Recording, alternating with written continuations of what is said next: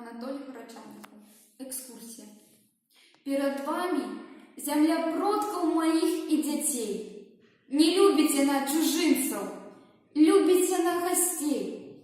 Тут вас накормят и спать покладут, и на дорогу дарунок дадут. Такі ўжо звичай на нашій вольній землі. Шмат якія цари, імператоры і каралі хотели управить яе у перстёнак славы сваёй, як дзівосны бурштын. І ўсе як адзін на шаткоўнях воінаў паданых свае шаткавалі, ды нават тое, што мелі, гублялі. Звярніце ўвагу, ніколі народ мой нікога не прыгнечваў. У цемры невуцтва словам скарыны просты люд ачалавечваў. Насельнік дрымотных пушчаў, выспаў, балот дзяліў з каліноўскім думак бунтоўных узлёт.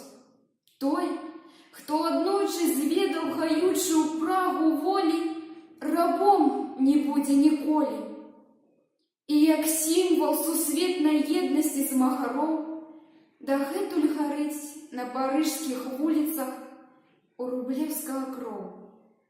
Зірніце направа, тут палацы і храмы стаялі, званы звенелі, на веча народы склікалі. Калі ж нахрапам лезлі ў край наш, ганя атлумленых ворагаў, і рваліся яны бочкамі пораху. Старажытнага дойлідства творы лёс адзін з народамі мелі, у шчасці і ў горы. Зірніце налева, гэта помнікі 20-го стагоддзя. Мемарыялы узніклі пасля фашысцкай навалы. Чытайце надпісы на магільных грудках. Можа, стрымніце прозвішча брата ці земляка. А яшчэ раім усім адгарнуць старонку першага тома беларускай савецкай энцыклапедыі і прачытаць: акупацыйны рэжым.